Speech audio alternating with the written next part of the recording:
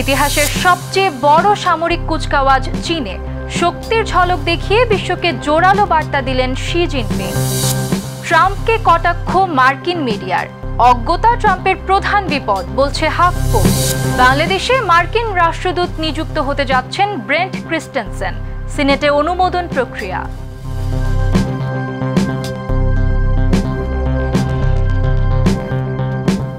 দর্শক, আমন্ত্রণ মাই TV I নিউজে। এতক্ষণ দেখছিলেন শিরোনাম, সাথে আছি আমি আমাতুল আজিজ উর্মি।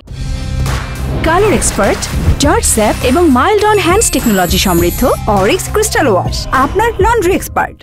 চীনের সামরিক কুচকাওয়াজে পুতিন ও কিম সহ বহু নেতা অংশ নেন। শি জিনপিং বলেন, বিশ্ব এখন শান্তি না যুদ্ধ এই সন্ধিক্ষণে। চীন দেখালো অত্যাধুনিক অস্ত্র, হাইপারসনিক ক্ষেপণাস্ত্র ও ড্রোন। বিশেষজ্ঞদের মতে কিছু ক্ষেত্রে তারা যুক্তরাষ্ট্রকে ছাড়িয়ে গেছে। পুতিন চীনের সঙ্গে জ্বালানি চুক্তি করেন, কিম মঞ্চে নিজেকে তুলে ধরেন। বিস্তারিত রিপোর্টে।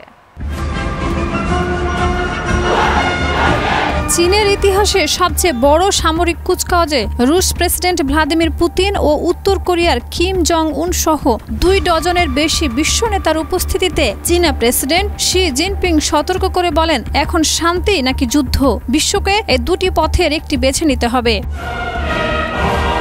বেইজিংয়ে তিয়ানআনমেন স্কোয়ারে আয়োজিত এই প্রদর্শনী দ্বিতীয় বিশ্বযুদ্ধের অবসান ও জাপানের আত্মসমর্পণের 80 বছর স্মরণে করা হয়। শি জিনপিং তার ভাষণে বলেন, চীন কখনোই হুমকির কাছে মাথা নত করবে না, বরং ইতিহাসের সাথেই এগিয়ে যাবে।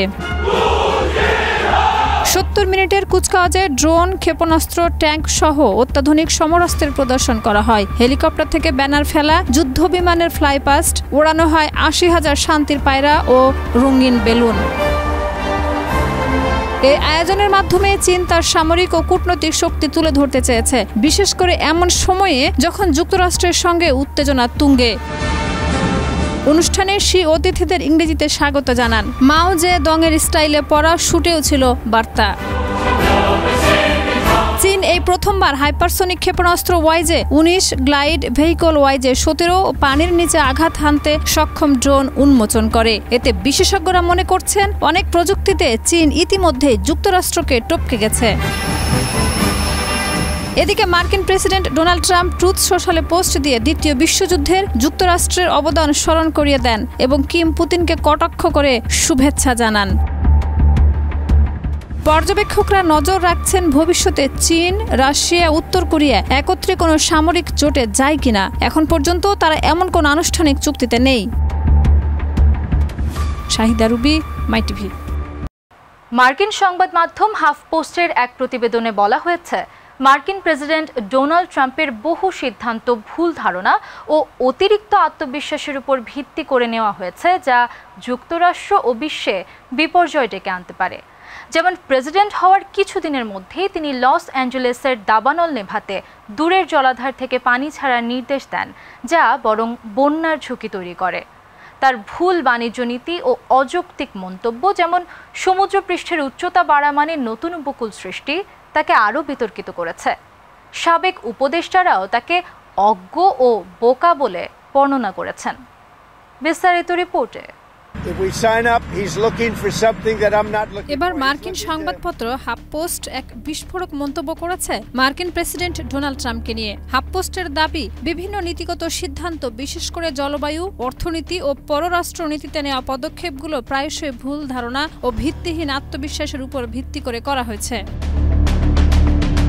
মার্কিন সংবাদপত্র হাফপোস্ট হয়তো ট্রাম্প একজন সত্যি বোকা শিরোনামে একটি নিবন্ধে উল্লেখ করেছে, ট্রাম্পের সিদ্ধান্তগুলো কোনো সুসংগত মতাদর্শ থেকে নয়, বরং ব্যক্তিগত অনুভূতির অতিরিক্ত আস্থার ফল। উদাহরণ হিসেবে, প্রেসিডেন্ট হওয়ার 10 দিনের মধ্যে তিনি সিয়েরা নেভাদা থেকে বিলিয়ন গ্যালন জল ছেড়ে লস অ্যাঞ্জেলসের দাবানল নেভানোর চেষ্টা করেন, যদিও এই পানি সেখানে পৌঁছায়নি, বরং বন্যার ঝুঁকি তৈরি করে। স্থানীয় কর্তৃপক্ষ ও সেনাবাহিনীর হস্তক্ষেপে বিপর্যয় এড়ানো যায়। হাফপোস্ট আরও জানায়, ট্রাম্পের ভুল বাণিজ্য নীতির কারণে মার্কিন কৃষক ও ভোক্তারা ক্ষতিগ্রস্ত হয়েছে। সাবেক কর্মকর্তা ও উপদেষ্টারাও তার অজ্ঞতার কথা স্বীকার করেছেন।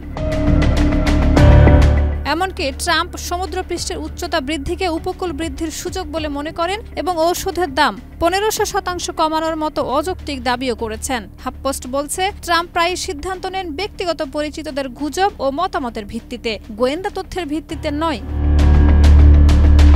Shahida Ruby, MyTV.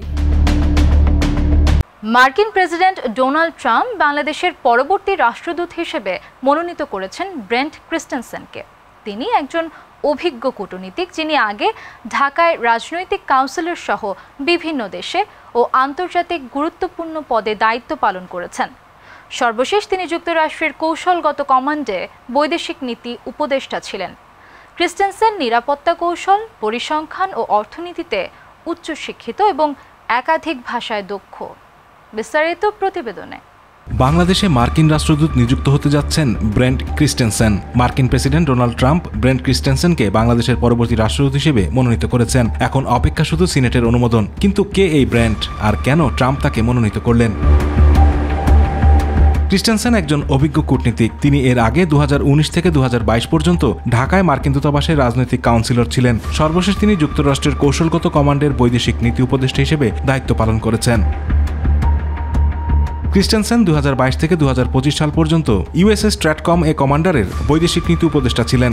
এর আগে তিনি রাজনৈতিক সামরিক ব্যুরো, কংগ্রেস এবং পূর্ব এশিয়া বিষয়ক নানা দায়িত্বে ছিলেন। বাংলাদেশ সহ কয়েকটি দেশে কূটনৈতিক মিশনে কাজও করেছেন তিনি। ন্যাশনাল ওয়ার কলেজ থেকে স্নাতকোত্তর সহ বিভিন্ন বিশ্ববিদ্যালয় পরিসংখ্যান, অর্থনীতি ও ব্যবস্থাপনায় শিক্ষা নিয়েছেন। স্প্যানিশ, জার্মান ও ভিয়েতনামি ভাষায় কথা বলতে পারেন তিনি। 2002 সালে ফরেন সার্ভিসে যোগ দেন। তিনি ম্যানিলা, সান সালভাদর, রিয়াদ ও হোচিমিন সিটিতে মার্কিন কূটনীতিক মিশনে দায়িত্ব পালন করেছেন। ফরেন সার্ভিস ইম্পাসেস ডিসপিউটস প্যানেলেও সদস্য ছিলেন তিনি 2018 থেকে 2021 সাল পর্যন্ত। এর আগে তিনি রাজনৈতিক সামরিক বিষয়ক ব্যুরোর উপপরিচালক, হাউস ফরেন অ্যাফেয়ার্স কমিটিতে পিয়ারসন ফেলো এবং উত্তর কোরিয়া নীতি বিষয়ক বিশেষ প্রতিনিধি সহকারী হিসেবে কাজ করেছেন। এছাড়া তিনি সাইবার সমন্বয়কারী এবং বাংলাদেশ ও পাকিস্তান বিষয়ক অফিসে বাংলাদেশের কান্ট্রি অফিসার ছিলেন।